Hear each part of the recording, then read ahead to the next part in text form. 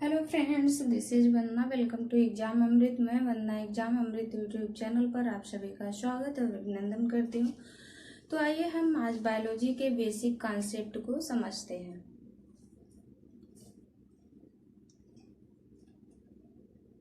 Biology, जिसे हम हिंदी में जीव विज्ञान कहते हैं। जीव विज्ञान। बायोलॉजी ग्रीक भाषा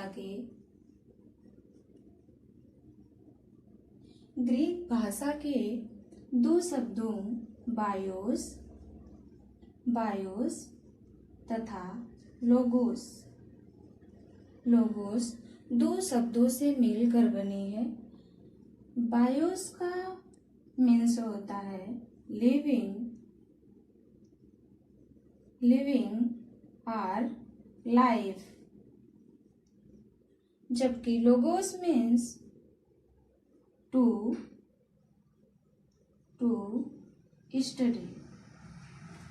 लिविंग सजीव, लाइफ जीवन, टू स्टडी अध्ययन करना। यानी विज्ञान की एक ऐसी शाखा जिसके अंतर्गत हम सजीवों या जीवन का अध्ययन करते हैं, उसे हम बायोलॉजी या जीव विज्ञान कहते हैं। जीव विज्ञान शब्द का सर्वप्रथम प्रयोग, यानी बायोलॉजी शब्द का, biology word was given by Lamarck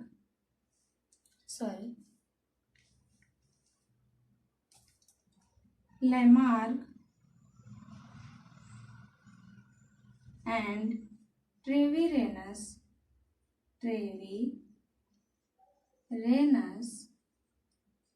in 1802।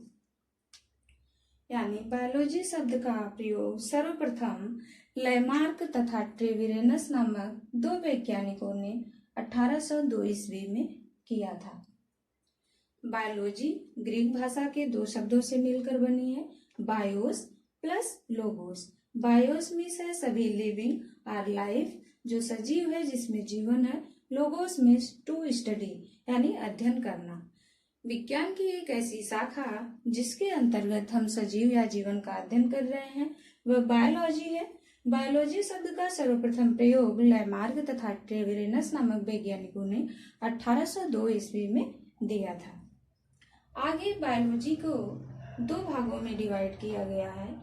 जो बायोलॉजी की मुख्य ब्रांच हैं वह दो हैं। वैसे तो उन्हें कई भागों में बांटा गया है, जैसे जूलॉजी, बॉटनी, माइक्रोबायोलॉजी, जेनेटिक्स। इसी प्रकार से इनकी कई शाखाएं हैं, लेकिन जो उनकी मुख्य शाखा है वह एक है जूलॉजी तथा दूसरी है बॉटनी। एक है जूलॉजी और दूसरी है बॉटनी। जूलॉजी जंतु विज्ञान और बॉटनी वनस्पति विज्ञान।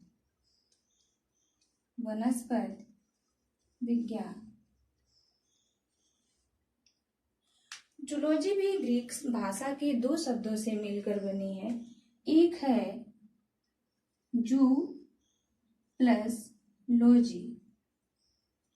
लॉजी मीन्स आप लोग समझ ही चुके होंगे। लॉजी मीन्स होगा स्टडी, टू स्टडी यानी अध्ययन करना। जो मीन्स होगा एनिमल्स,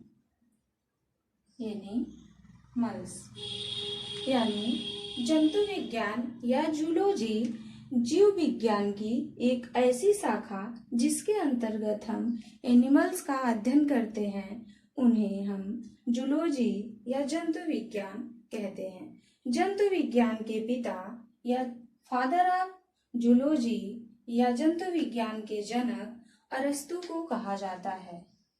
जंतु विज्ञान के जनक,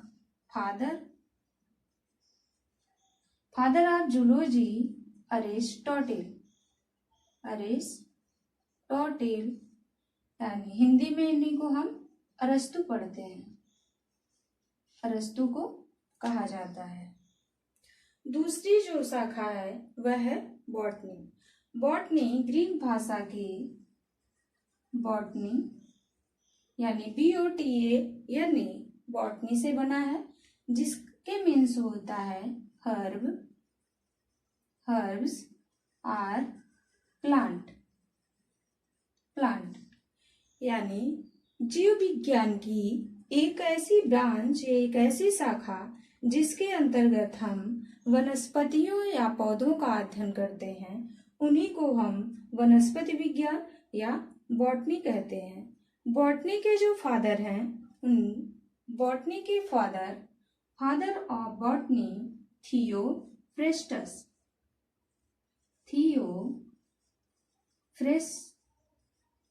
को कहा जाता है थियोफ्रेस्टस।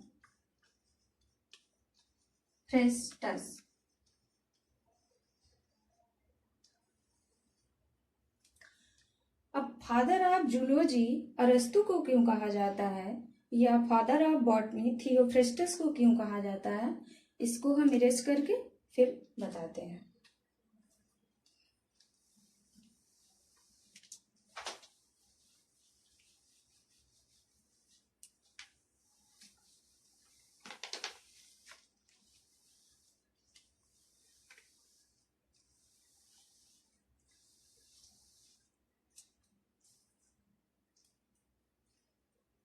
अरस्तु ने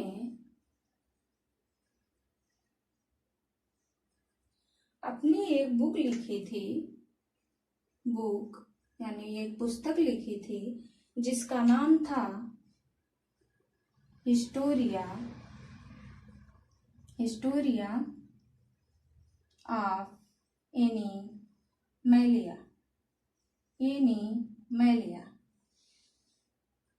हिस्टोरिया ऑफ एनिमेलिया ने हिस्टोरिया ऑफ एनिमेलिया नामक पुस्तक में अरस्तु ने लगभग 500 एनिमल्स के बारे में स्टडी किया था।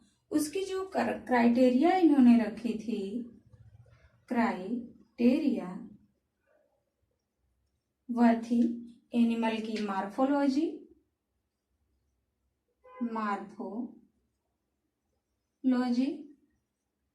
एनाटॉमी और तीसरी थी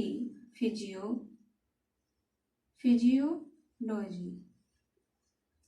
मॉर्फोलॉजी यानी एनिमल का जो बाह्य संरचना होती है, एनाटॉमी एनिमल की आंतरिक संरचना और फिजियोलॉजी उनकी कार्य की, वह कार्य किस प्रकार से कर रहे हैं, जो उनके ऑर्गन्स हैं। यह 3 क्राइटेरिया थी यानी 3 कैरेक्टर के आधार पर उन 500 एनिमल्स के बारे में स्टडी करके उन्होंने जो बुक लिखी थी उसका नाम था हिस्टोरिया ऑफ एनिमेलिया। इसीलिए अरस्तु को फादर ऑफ जूलॉजी कहा जाता है। दूसरे जो थे बॉटनी के जो पिता थियोफ्रेस्टस को क्यों कहा जाता है, क्योंकि थियोफ्रेस्टस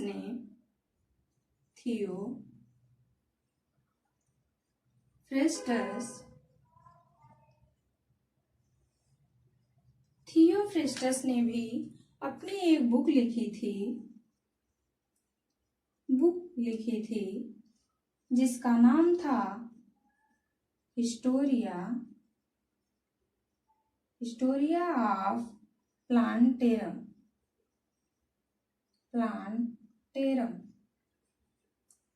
इन्होंने हिस्टोरिया ऑफ प्लांटेरम में भी, थियोफ्रेस्टस ने हिस्टोरिया ऑफ प्लांटेरम में 500 यानी 500 पौधों, 500 प्लांट्स या 500 पौधों के विषय में अध्ययन किया और इन्होंने जो उनकी क्राइटेरिया रखी ये उन्होंने एज एंड मार्फोलॉजी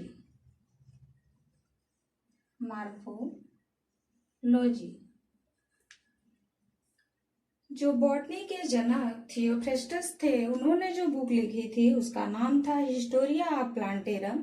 और उन्होंने भी, अरस्तु ने भी लगभग 500 एनिमल पर अध्ययन किया था और थियोफ्रेस्टस ने भी 500 पौधों पर अध्ययन किया था। लेकिन जो अरस्तु के क्राइटेरिया थी जो प्लांट की, उन्होंने मार्फोलॉजी, एनाटॉमी तथा फिजियोलॉजी 3 कैरेक्टर के आधार पर उन्होंने उस पर स्टडी किया था। जबकि थियोफ्रेस्टस ने जो प्लांट की क्राइटेरिया निर्धारित की थी वह थी एज और दूसरी थी मार्फोलॉजी, यानी आयु, पौधों की आयु तथा उनके आकार की बेस पर 500 पौधों का अध्ययन किया था। तो पौधों का अध्ययन किया, इसलिए इनको वनस्पति विज्ञान के जनक कहा जाता है। और इन्होंने 500 एनिमल्स पे सर्वप्रथम 3 कैरेक्टर के आधार पर अध्ययन किया है, इसलिए इनको हम जंतु विज्ञान के पिता कहते हैं। और बायोलॉजी के पिता भी अरस्तु को ही कहा जाता है, क्योंकि जो अरस्तु हैं उन्होंने जो 500 एनिमल का अध्ययन किया है उसके जो 3 क्राइटेरिया हैं, यानी मार्फोलॉजी, एनाटॉमी तथा फिजियोलॉजी के आधार पर अध्ययन किया है, इसलिए इन्हीं को जीव विज्ञान का जनक भी कहा जाता है। आगे हम अध्ययन करेंगे जीवन क्या है।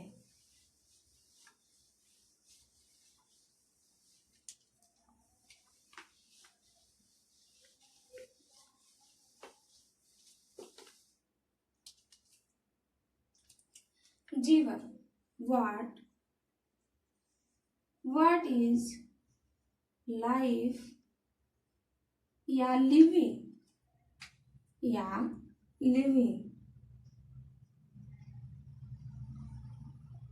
यानी सजीव क्या है, सजीव क्या है।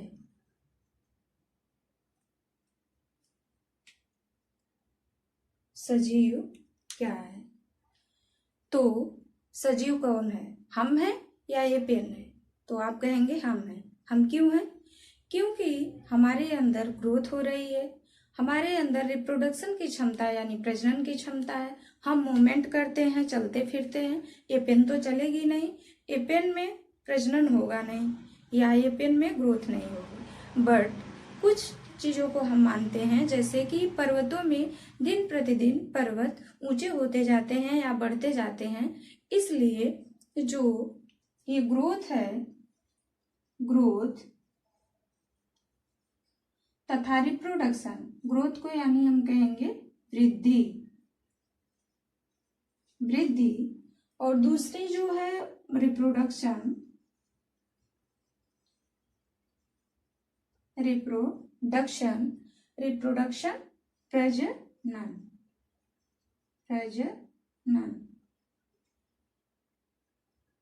प्रजनन।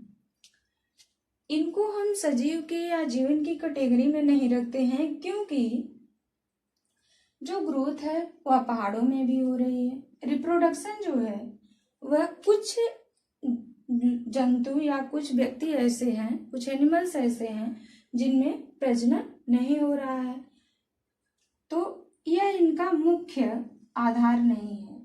यानी सजीव का जो मुख्य कैरेक्टर है, होता तो है, यह सजीव का कैरेक्टर है, बट यह मुख्य कैरेक्टर में नहीं रखा गया है। मुख्य कैरेक्टर या क्या है, जैसे हम रेस्पिरेशन कर रहे हैं, श्वसन कर रहे हैं, सांस को ले रहे हैं, ऑक्सीजन को ले रहे हैं तथा कार्बन डाइऑक्साइड को बाहर निकाल रहे हैं। पौधे भी मतलब श्वसन करते हैं, ह्यूमन भी श्वसन करते हैं। अलग अलग एनिमल्स अलग अलग टाइप से उनकी जो अपनी शारीरिक बनावट के आधार पर वह श्वसन कर रहे हैं, न्यूट्रिशन यानी पोषण कर रहे हैं, एक्सक्रीशन कर रहे हैं। ये सारी चीजें जो निर्जीव हैं उनमें नहीं पाई जाती हैं। इसीलिए जिनमें वृद्धि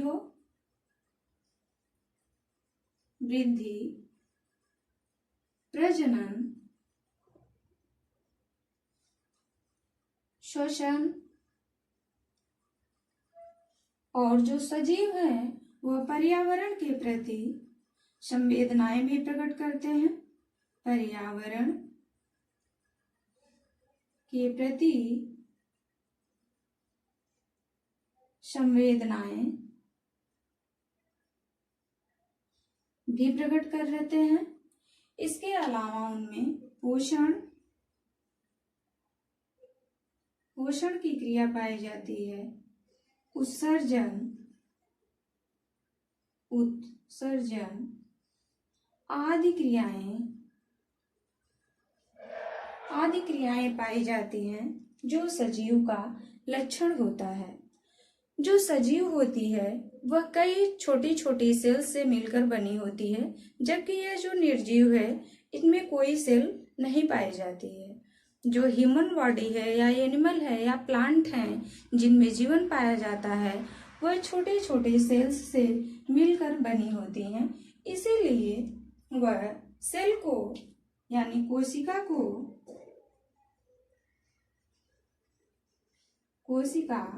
यानी सेल को हम जीव की संरचनात्मक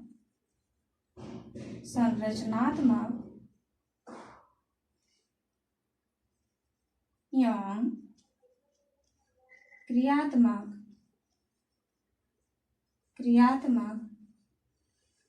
इकाई कहते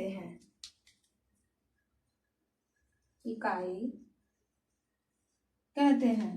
यानी structural and functional unit of life. जीवन की सबसे छोटी जो यूनिट है या इकाई है वह है सेल। सेल के बारे में हम यह दो प्रकार की पाई जाती हैं, प्रोकैरियोटिक और यूकैरियोटिक। इसके बारे में हम कल डिटेल से अध्ययन करेंगे। आज यहीं तक। दोस्तों, जो चीजें नहीं समझ में आती हैं या जो भी कुछ डाउट लगता है तो उसको आप लोग कमेंट कर दिया करिए, और जो लोग चैनल पे नए हैं प्लीज चैनल को सब्सक्राइब करें और तथा अपने दोस्तों में शेयर करें। नमस्कार, धन्यवाद, जय हिंद।